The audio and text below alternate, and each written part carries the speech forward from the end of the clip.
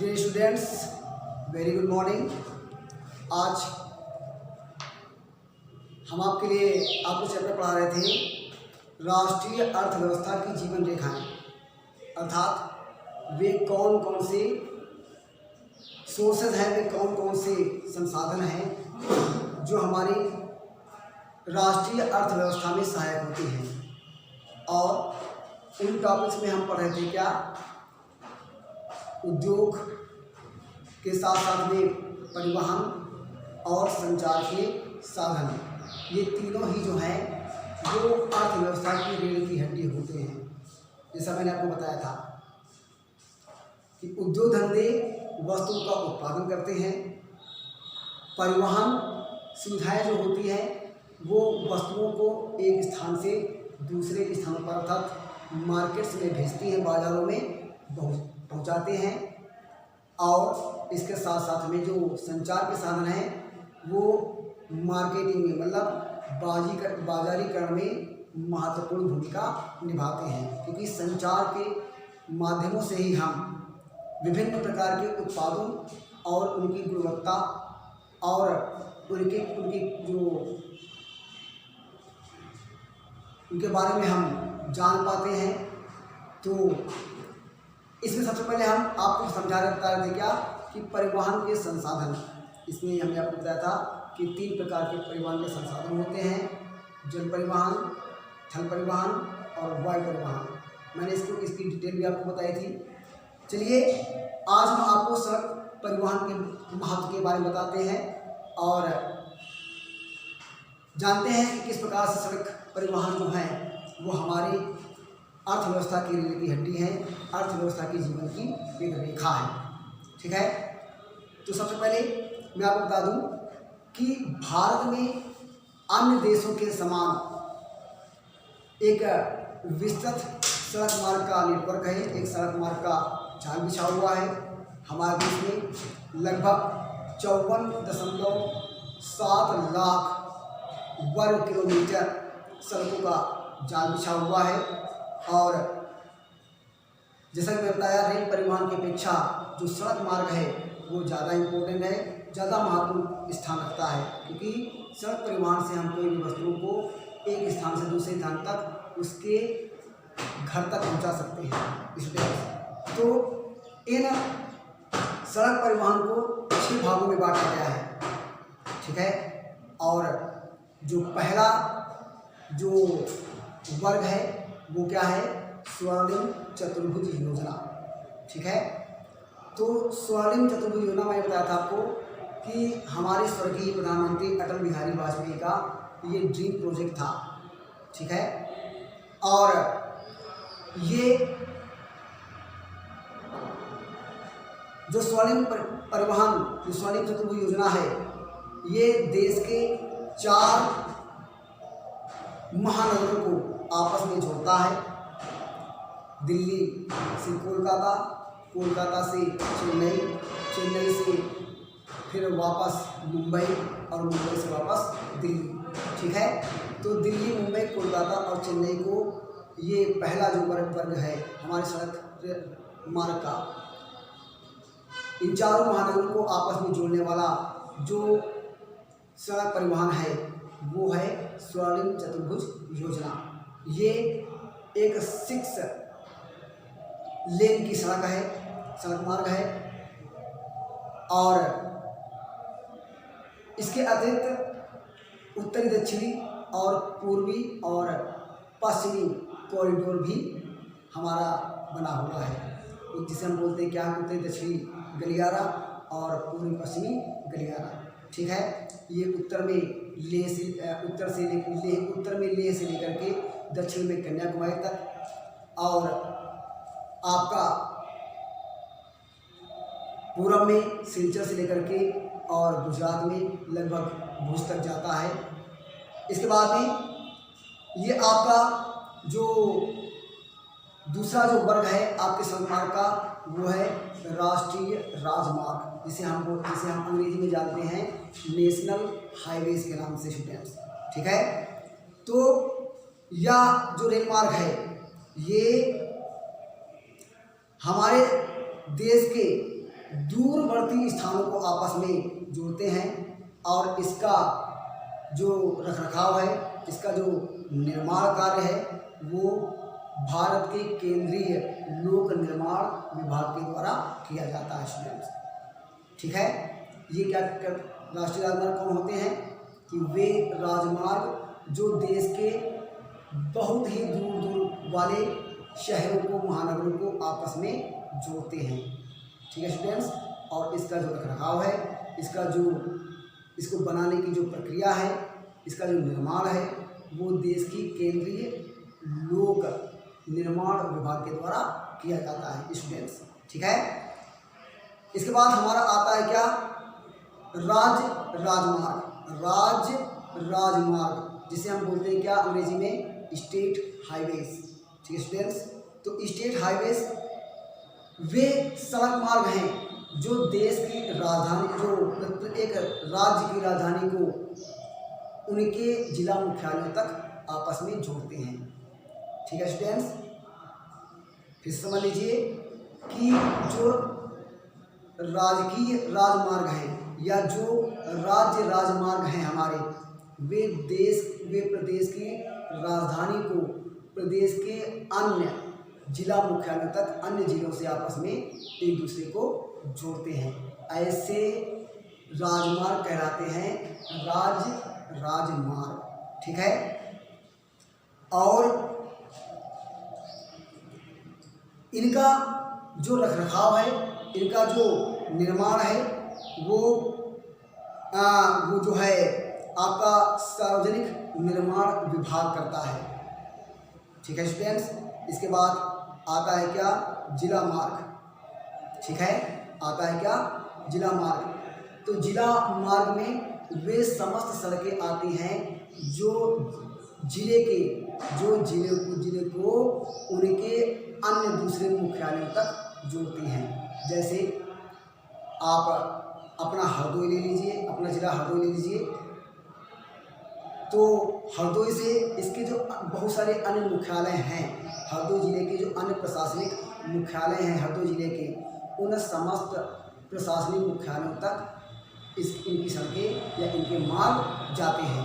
ठीक है, अच्छा, और इनका जो निर्माण है, इसका जो रखरखाव है वो जिला परिषद के हाथों में होता है स्टूडेंट्स। ठीक है, फिर से आप समझ लीजिए कि जिला मार्ग कौन है या जनपद मार्ग कौन है। तो वे मार्ग जो एक जिले को उसके अन्य प्रशासनिक मुख्यालयों तक पहुंचाते हैं, मुख्यालयों तक ले जाते हैं। ऐसे मार्ग जो हैं वो जिला मार्ग कहलाते हैं। और इनका जो रखरखाव है, इनका जो निर्माण है वो जिला परिषद के अंतर्गत आता है, जिला परिषद का रखरखाव करती है। ठीक है स्टूडेंट्स, इसके बाद जो अन्य सड़कें हैं, इसके बाद आती हमारी अन्य सड़कें। तो अन्य सड़कें वे सड़कें होती हैं जो गाँवों को और कस्बों को शहरों से जोड़ने वाली सड़कों तक मिली हुई होती हैं। ऐसे जो मार्ग हैं वो हमारे अन्य मार्गों के क्षेत्र में आते हैं। ठीक है स्टूडेंट्स, अन्य मार्ग कौन है, जो गाँव देहातों और छोटे छोटे कस्बों को बड़े शहरों की मुख्य मार्गों से जोड़ते हैं। ऐसे मार्ग कहलाते हैं अन्य मार्ग। ठीक है, इसके बाद हमारे आते हैं क्या, सीमांत मार्ग। ठीक है, तो सीमांत मार्ग ये कौन से मार्ग होते हैं। ठीक है, तो सीमांत मार्ग वे मार्ग होते हैं जो सन 1960 के अधिनियम के द्वारा सीमांत सड़क संगठन के द्वारा देश के सीमावर्ती क्षेत्रों में बनाई जाती हैं। वे कहलाती हैं सीमांत सड़कें। आप एक बार फिर समझ लीजिए इसको कि सीमांत सड़कें कौन है, वे समस्त सड़कें जो देश के सीमावर्ती से भारत पाकिस्तान की सीमा या भारत चीन की सीमा, भारत बांग्लादेश की सीमा, भारत और म्यांमार की सीमा, तो इन जो दूसरे हमारे पड़ोसी देश हैं इनकी सीमाओं पर जो सड़क बनाई जाती है, जो सड़कें बनाई जाती हैं, जो मार्ग बनाए जाते हैं, उन्हें कहते हैं क्या है? सीमांत मार्ग। ठीक है, इनका निर्माण सीमांत सड़क संगठन के द्वारा किया जाता है और इनका उपयोग मुख्य रूप से सैन्य रूप में होता है। जैसे आप जानते हो कि सीमाओं पर सैनिक हमारे ज़्यादा मात्रा में तैनात होते हैं, तो वहाँ तक विभिन्न प्रकार के आयुध, मतलब जो हथियार हैं, उनको पहुंचाने के लिए या सैनिकों को, सीमा पर सैनिकों को रसद पहुंचाने के लिए, रसद मतलब खाद्य सामग्री पहुंचाने के लिए, उनकी जरूरत की वस्तुएं उपलब्ध कराने के लिए इन सड़कों का प्रयोग होता है स्टूडेंट्स। ठीक है, अब आते हैं हमें क्या? सड़क का घनत्व, मतलब रोड डेंसिटी, सड़क का जो घनत्व है। तो देखिए, तो जो सड़क का घनत्व है वो अलग अलग क्षेत्रों में अलग अलग होता है। सड़क का घनत्व मतलब क्या है कि किसी भी राज्य में सड़कों पर कितना यातायात है। ठीक है, इसे कहते हैं क्या? सड़क घनत्व। जैसे समझ लीजिए, सड़क घनत्व क्या है? रोड डेंसिटी क्या है कि किसी भी राज्य में या किसी भी क्षेत्र में, किसी भी जिले में सड़क का कितना ज़्यादा उपयोग हो रहा है, मतलब सड़क पर कितना यातायात है, इसे कहते हैं रोड डेंसिटी, मतलब सड़क का घनत्व। ठीक है, चलिए, लेकिन अलग अलग राज्यों में जो सड़क का घनत्व हमारा है वो अलग अलग है, क्योंकि जहाँ पर सुविधाएं ज़्यादा हैं, जहाँ पर उद्योग ज़्यादा हैं, जहाँ पर शहरीकरण ज़्यादा है, वहाँ पर सड़कों का जो घनत्व है वो ज़्यादा होता है, मतलब वहाँ पर सड़कों पर यातायात ज़्यादा मात्रा में होता है। और जहाँ पर जो स्थल है असमतल है और जनसंख्या का घनत्व कम है, उद्योग धंधे नहीं हैं, ठीक है, ऐसे क्षेत्रों में जो सड़क का घनत्व है वो कम पाया जाता है, मतलब रोड डेंसिटी कम पाई जाती है। फिर भी आप जान लीजिए कि सन 2011 के अनुसार हमारे देश में जो सड़क का घनत्व था, जो सड़क का जो औसत घनत्व था वो था 142.68 प्रति वर्ग किलोमीटर। ठीक है, चलिए इसके बाद हम आते हैं रेल परिवहन में। ठीक है, अब आपको ये तो था आपका सड़क परिवहन और सड़क के परिवहन के बारे में जानकारी, और इसके बाद आता है आपका रेल परिवहन। ठीक है, क्या आता है आपका? रेल परिवहन। तो मैं आपको बता दूं कि रेल यातायात जो है वो यातायात का सबसे सुगम और सस्ता साधन है। ठीक है, और भारतीय रेलवे जो है देश की अर्थव्यवस्था में बहुत ही महत्वपूर्ण भूमिका निभाती है, चाहे वो उद्योग धंधे हो, चाहे कृषि हो, चाहे व्यापार हो। इन तीनों चीज़ों में हमारा जो रेल परिवहन है वो बहुत ही महत्वपूर्ण भूमिका निभाता है। कैसे? रेल परिवहन के द्वारा उद्योग धंधों से उत्पादित वस्तुएं विभिन्न स्थानों पर भेजी जाती हैं और तमाम कृषि उत्पाद जो हैं वो भी एक स्थान से दूसरे स्थान पर पहुंचाई जाती हैं, और साथ साथ में अनेक प्रकार के अन्य उत्पाद जो हैं वो भी रेल परिवहन के द्वारा किए जाते हैं। प्लस साथ साथ में इसमें एक राज्य के व्यापारी दूसरे राज्यों में भी व्यापार के विभिन्न उद्देश्यों के लिए यहाँ से वहाँ यात्रा करते हैं। ठीक है, और वर्तमान में 31 मार्च सन 2018 की डेट के अनुसार, सन 2018 की डेट के अनुसार भारतीय रेलवे में रेलवे मार्ग की लंबाई 66,687 थी स्टूडेंट्स। तो 31 मार्च सन 2018 की डेट के अनुसार भारत में 66,687 किलोमीटर का रेल मार्ग का एक अच्छा खासा नेटवर्क था। ठीक है, और इसके बाद में आइए देखते हैं क्या कि रेल मार्ग जो है, जो भारतीय रेलवे है भारतीय रेलवे जो है वो हमारे देश में सबसे बड़ा सार्वजनिक उपक्रम है।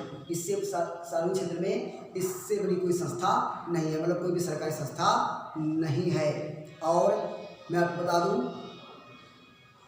कि रेलवे के भारतीय रेल जो है, रेल मार्ग की लंबाई जो है वो अति ज़्यादा होने के लिए इसको अनेक मंडलों में बांटा गया है और जो अपने अपने क्षेत्र में रेल का संचालन, रेल मार्ग का और रेलवेज का संचालन करती हैं। सन 1853 में मुंबई से और मुंबई ठाणे जो है वो मुंबई के पास में एक उपनगरीय एक शहर है और ये यहाँ से मुंबई से ठाणे के बीच में देश की हमारी 1853 में पहली रेलगाड़ी चली थी। ठीक है स्टूडेंट्स, आपको मैं बता दूं कि हमारे देश में जो रेल मार्ग है उसके चौड़ाई के आधार पर है ना 3 प्रकार पाए जाते हैं, जिसे हम बोलते हैं क्या, पहला तो आपका है बड़ी लाइन, ठीक है, और दूसरी है आपकी मीटर लाइन और तीसरा है आपका छोटी लाइन। ठीक है, बड़ी लाइन, मीटर लाइन और छोटी लाइन, इन 3 प्रकार के रेल मार्गों का जाल हमारे देश में फैला हुआ है स्टूडेंट्स। ठीक है, चलिए इसके बाद तो ये तो है आपकी रेल परिवहन की बात, मैं आपको बता दूं। इसके बाद आते हैं क्या, वाटर पाइपलाइन परिवहन। इसमें मैं बता देता हूँ आपको पाइपलाइन परिवहन क्या होता है और इसका क्या महत्व है। तो स्टूडेंट्स, इसके पहले वाले वीडियो में भी हमने आपको बताया था, लेकिन आज मैं सबके बारे में डिटेल से बता रहा हूँ।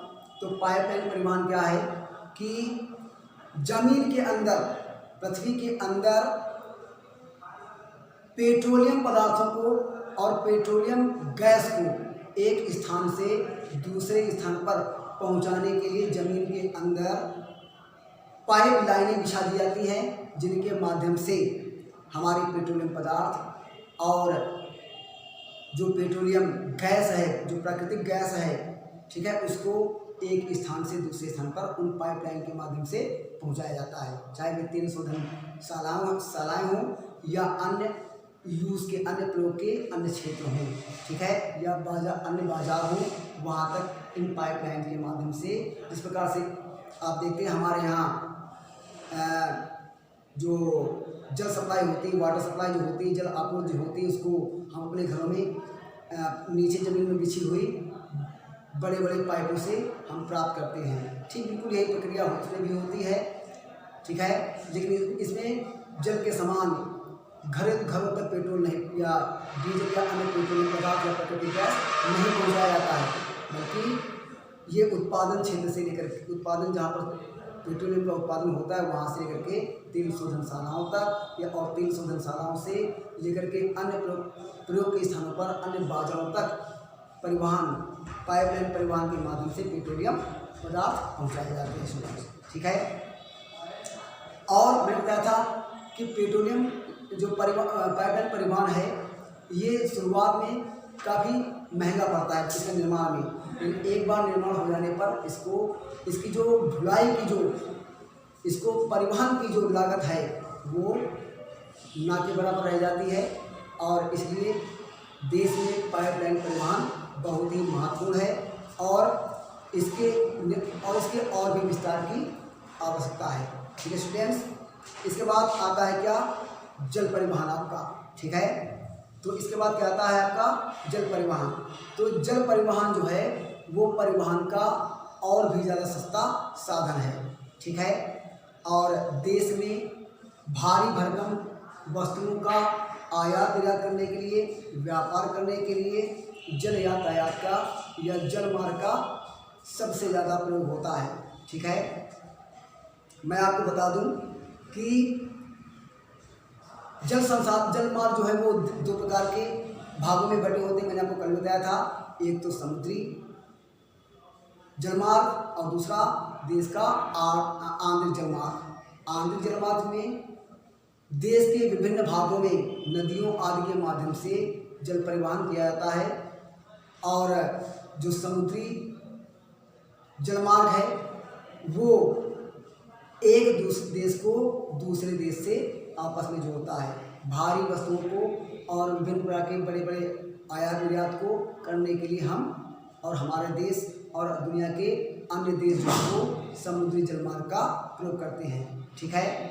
अच्छा, मैं आपको बता दूं, हमारे देश का लगभग 95% लगभग 95% जो व्यापार है वो समुद्री मार्ग के द्वारा ही होता है स्टूडेंट्स। और मैं आपको बता दूं कि हमारे देश की जो तट रेखा है वो 7516.6 किलोमीटर है। ठीक है।